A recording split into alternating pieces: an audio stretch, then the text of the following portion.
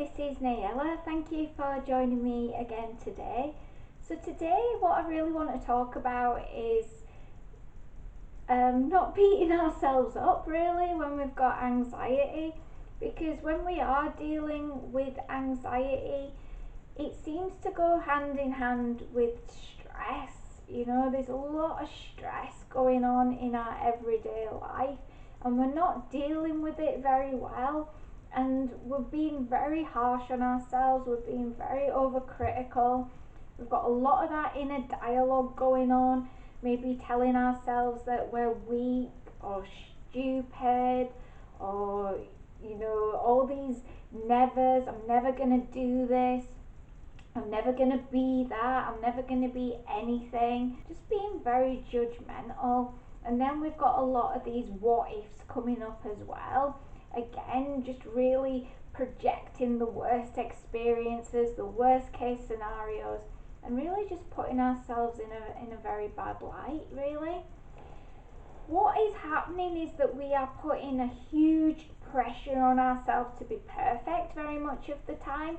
That's where a lot of the anxiety can build and stem from, is because we're like I said, we're putting all this pressure on, we're micromanaging ourselves and our environment, and then we're beating ourselves up for the slightest, smallest thing that is going wrong. And because of this is making us feel very anxious about any tiny little thing going wrong. And it's because we're being hypersensitive, hypercritical, and we're basically making a pressure cooker for ourselves. And very much of the time this is our our inner world, our own personal world, being a reflection of what's going on in the outer world as well. So we're soaking up what's happening around us, our environment around us, and then we're taking it into our own life and we're doing the same thing. Or it can be because this is a coping mechanism. We may have learned to do this as a way of protecting ourselves. If we can be perfect, if we can go under the radar almost and do everything to a very high standard, it's a way of protecting ourselves from getting hurt or being criticised by others. But like I said, what we're doing then is we're putting enormous pressure on ourselves, because it's not going to work out the way you want it to. Eventually something's got to give, and very likely it's going to be your mental health.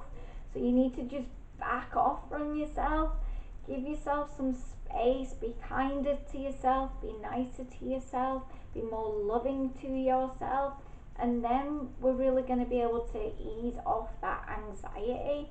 We need to ask ourselves, why are we turning on ourselves? Why are we beating ourselves up so much? Whose voice is this really?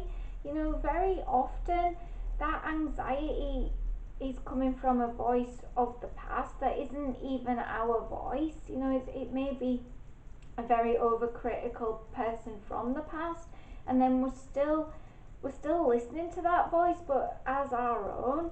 So we need to really feel into that and work out where that inner dialogue is coming from, why we are being so hard on ourselves. And as I said before, this may be because of a safety mechanism. The thing that I've found myself from feeling into anxiety, and especially my own experience with anxiety, is that it's coming from various things. The anxiety may be born from shocks, losses, certain traumas, and also for being highly sensitive as well. Maybe as a child you was highly sensitive or hypersensitive or very empathic, and the anxiety is really escalated from that, and you've been living with it for a very, very long time. Or as I said, something traumatic may have happened, and then we've got the birth of anxiety from that. Certain losses, if you've had an unexpected loss in your life, that again is going to breed anxiety. So we need to really feel into where this has come from and how we can then step forward in a more relaxed, calmer way. Remember, you have done nothing wrong. You are here to have a human experience, and whatever you have done in the past, learn from it. If you can put the wrong right somehow. If that's going to help to ease your anxiety or ease any guilt that you may be feeling, forgive yourself and forgive others.